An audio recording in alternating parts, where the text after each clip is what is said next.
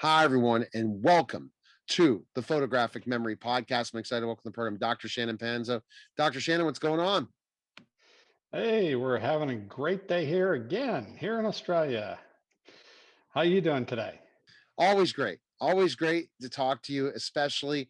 But I'm excited to talk to you because, again, you're a photographic memory expert. You're also a great mentor and also a brand management expert. And your mentoring, as we learned on last episode, really helps people because it really untaps their true potential in so many ways. And our topic today leads into that even more, the law of attraction, which is so important. Yeah, we're going to have a lot of fun here today talking about the law of attraction. This is one of those topics that everybody seems to have their own opinion, but it really comes down to who's actually getting the results. So we're gonna go into some different things with the law of attraction so that people can start to understand just how complex it really is. It's uh, it's actually very simple, but at the same time, it is complex. Absolutely. And we want to make sure that when we look at this, the important thing of the law of attraction is if you have negative thoughts, if you don't believe you're going to have certain things, you're going to attract bad things. Well, a lot of these things come down to an individual's level of integrity, how well they know themselves, their own personal truth, what is realistic, what isn't. There's many different things that are coming into the picture as to what it actually what it actually takes to make the difference with the law of attraction. So let's jump about the history of the law of attraction. Okay, the law of attraction has always been with us, and this was actually notated. It was put into a formalized way of dealing with it back in 1912. A gentleman by the name of Charles Hannell, he created what is called the Master Key System. Now, the Master Key System was delivered over a 24-week period of time. And back in 1912, the people that would actually take this on board were people of affluency. They had plenty of money to burn. They were not your typical worker people. Worker people worked usually around 10 to 16 hours a day, 7 days a week. They didn't have time or the luxury of taking this on board. So this was actually the pursuit of the wealthy and the affluent. And what ended up happening is he inspired people like Napoleon Hill, people like that. It was a very big undertaking because you had to restructure so many things about your life. You had to restructure the way you believed in things, uh, your connection with God, all different sorts of things that simply you would not normally take into comparison with. And these are things that the average person didn't think about whenever whenever they were actually going through their regular life. And so when you think about that, so the it's really an amazing thing that was discovered. Well, yes, the implementation has always been the same. People need to understand and utilize personal programming or dealing with your own subconscious. People need to understand that that is a key part of what you're doing. This is not something that is taken lightly. It's not something that a person that has never dealt with these things before can simply take on board at the drop of a hat and expect to Right. have success. Wow. So personal programming, you go a little bit more into that? Or is that for a longer later time because we're still in the history? Okay, well, personal programming, essentially what you do is you tap into your subconscious. You give yourself instructions of what you want to see happen in the future. You also have to have a pretty good imagination as to what you would like to see happening in the future. Um, I'm going to give you an example of a person that I came in contact with, which really did have something to add to all this.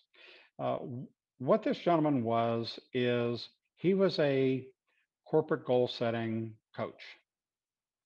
He made a lot Okay. of money teaching corporate goal setting. I asked him, well, gee, oh, he told me he got out of the business. I said, well, why did you do Well, that? yeah. It's so lucrative. Well, I already knew the answer, but I wanted him to tell me. He said, well, corporate goal setting doesn't work. Really? Tell me more. He goes about telling me how he would go into the board and the board would give him a list of instructions that they wanted their people to follow. They Right. were the people would program these things in order to elevate the company. Unfortunately, these things were not of interest of the workers. These were only of interest of the board members and maybe a few workers along the way. So, really, when it came down to putting these things into their programming, what would happen is these things would fail. They Oh, were not part of the person's design. It wasn't, it was meaningless to the person. So, whenever corporate goal setting was established, hey, it sounds like a great idea as long as everybody's buying in with you. And the workers, that's not their job. Their job is to work. right. So they would go, they would put the due diligence in, they would actually go and program these things in. And then at the end of the day, nothing would happen. Why? Because only 1% Right. of those people that were there working actually had the same thing in mind as what the company did. The go-getters, the ones that really wanted to see the company prosper. And the workers, that's not their job. So Right. they weren't worried about that. They're worried about the paycheck. So that's what ends up happening. So when it comes to goal setting, goal setting has a certain set of parameters. Goal setting is very similar to the law of attraction. Some of the same principles apply. So whenever you look at the law of attraction, if something is not right for you, no matter how much you program that Okay. in, it's not going to happen. Whenever the secret came along, oh Right. boy, everybody jumped on that. Hey, especially when you get somebody like Oprah going and saying, "Oh yeah, this is the way that I do things." Well, yeah, that is the way that I do things when it comes to Oprah. But Oprah has a massive task force of people. She Right. says, "Gee, I would like to see this happen," and sure enough, it all does because So you that's don't, what do those you think people get she volunteered doesn't and use, you paid don't think to she do. used the law of attraction? Well, of course she does, but she also implements it in other ways as well. What I about, mean, so who's gonna? when you talk Who, about the secret, and I want to take in that delve deeper with Jack Canfield's of the world, where he wrote he's going to get $1 million check. He wrote himself before Chicken Soup, or other people that are in that show, The Secret, that or I mean the movie The Secret. Do you feel that they lived the law of attraction in the right way, or they really used it correctly? I would prefer to see people do it in a slightly different direction, but if that is in their particular form of integrity, then it is foreseeable that they would have results likewise. If that is not in their integrity and they write out a $1 million check to themselves, then they're probably not going to get there. It actually has to do a lot with the person, their path that they're on, uh, everything about them as that individual. And this is what's Right. so important. And these are the things that are not being brought across. People are just being given the basics of how to make it, how to make programming work or the law of attraction work. And then they're left out there to do their own thing. Now, you can go and you can read the Master Key System, which is a book you can purchase. It's typically over 100 pages, and it is extremely complex. And you start to read into this thing, and you go, "Oh my God, what is going on here? What am I supposed to be doing?" because this is so foreign to the way that I think. Well, again, back in 1912, this is the same reason why the affluent were the people that gravitated to this book. It's because they were the ones in that class that could actually undertake these changes without affecting their life So in what any I'm negative hearing way. is, if we go back to history, the Master Key System by Charles Hanel and inspired by Napoleon Hill, those people, you are more pro law attraction than The Secret. It sounds like to me. Oh, I'm in absolution with it. It's right there. But uh, okay, here's if you take something like the master key system, or even just Right. straight up law of attraction as per the secret or what have you, you put that in front of a non-intellectual person, Right. and they're going to go, I don't know what's this. Get this out of my face. Okay, they're not interested. Right. But that same non-intellectual person, and you know these people, you've met them. These people are inherently lucky. They will say something. They will say something like, "Gee, it'd be nice if," and the if falls in their lap. And if it doesn't, they don't care. Why? Because they've put no energy into it. They haven't thought about it. It's been off the cuff. It's a nice suggestion, and they can live with or without it. And so if it does drop in their lap, hey, $1 million just dropped in your lap. That's nice. Move on. This is their attitude towards things. And that's perfectly fine. That is how it works. That is actually the true form of the law of attraction. Definitely, But it's no, it definitely sounds like it. So the true form that if you really don't have a belief system, you don't program yourself, you don't really look at the specific things. You say, I follow the law of attraction. I'm always looking at positive things. I'm already setting my bar real high, but yet you don't have the skill set or the intellectual ability to get to that level. You're kidding yourself. That's what it sounds like. right. Well, the thing is whenever you have all these people out there that are intellectual and they get these various systems about the law of attraction, what happens is they over intellectualize the system. They think too much about the system. Now, a very basic thing that makes it complicated. One of the things is, and this flies in the face of anybody trying to do this at first.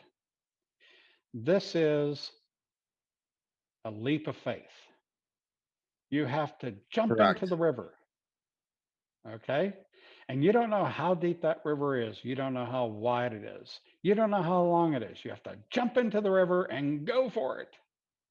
And that's what this is all about. This is doing something that you would not normally do. Yeah, it's definitely because in a lot of ways you're saying we talked in your mentoring as you're helping mentor me as well because you want me to grow. Is are you programming yourself to do this? Are you programming yourself to attract people? So let's take about you're doing is you're using the ZOX Pro method now. You're using your ability in your mentoring programs that people can contact you for you to mentor them by going to zuckspro.com, which would be an unbelievable thing to have Dr. Shannon Panzo mentor. Go to zuckspro.com and you can become that. Dr. Shannon has a few spots available, very limited for personal one-on-one coaching regarding mentoring. So mentoring, not coaching. Sorry, I always bring up mentoring to be able to give that mentoring. But let's go to the point of why does Zucks Pro have better results than the law of attraction? Okay. There's two different aspects here. When you look at the same method with ZOX Pro, we actually do utilize the same methodology as what everybody else does with ZOX Pro, but we get better results. Why? Because the photographic memory, when you exercise the photographic memory, you're exercising your brain. When you exercise your brain in Correct. this way, it it amplifies everything that you do in life. It makes everything easier, better. So whenever you're doing your programming, it makes your programming more effective and efficient. Wow. This is what raises our rate of people actually going through the programming, having results with their own personal programming. Whenever they go through ZOX Pro, they get this, and they get the basic method of how to do the do the programming and actually have results with the law of Right. attraction. If you are a mentoring client, there's a whole new echelon there of proprietary information that nobody else is given except my mentoring clients. And this particular information is teaching intellectual people how to actually make the law of attraction work. Oh, wow. Intellectual people and the law of attraction are in different areas of the world, and they Right. tend to not, or you have scatty results. So the main thing is you want results. The results that my clients have are quite dynamic compared to what you would normally see out there and say the secret or things like this. Gotcha. Okay. So So it yes, works. It works. With will help you ZOX that Pro much more. training will elevate you, but there's even something I do that goes a big step further. Based on that, ZOX Pro teaches you the photographic memory, mental photography, and through mental photography, you have more success in the law of attraction through programming. Right. Yeah. Right. So that's that's what I do. I've taught people how to use the law of attraction way before the secret ever came along. About 35 years before the secret, was a big name. So it's been out there. We've been teaching it ever since inceptions back in 1975. From that point on, we've been teaching the law of Okay. attraction. So uh, we have the gears, the wheels that actually make it work. And we've seen over time who has results, who doesn't, and what makes the difference. That's why we have the have this extra little thing that we can do for people. All right. So people right now need to go to zuckspro.com and then if they want the mentoring so they can get the full, they go ahead and purchase ZOX Pro and go ahead and sign up for mentoring and get a double whammy of good value. And if you're interested in mentoring, you need to contact me directly. You can contact me through the help desk, or you can contact me through other channels. But that's the easiest way to get a hold of me. Contact me, and uh, and then we will discuss whether it's you'll be applying for it. Let's put it that way. You have the right people in the right situation to do that. So I appreciate again, Dr. Shannon. We're going to check you out again at zuckspro.com. You follow you on all different social media channels, and I'll look forward to our next episode for sure. Great, and thanks for having me again. I loved it. It was so knowledgeable, and I'm definitely going to take some of those ideas and go with me on my way to start programming myself to reach all of my highest potential and all those things. So I appreciate it. Have a nice day. You too. That was the Photographic Memory Podcast. Take care, guys.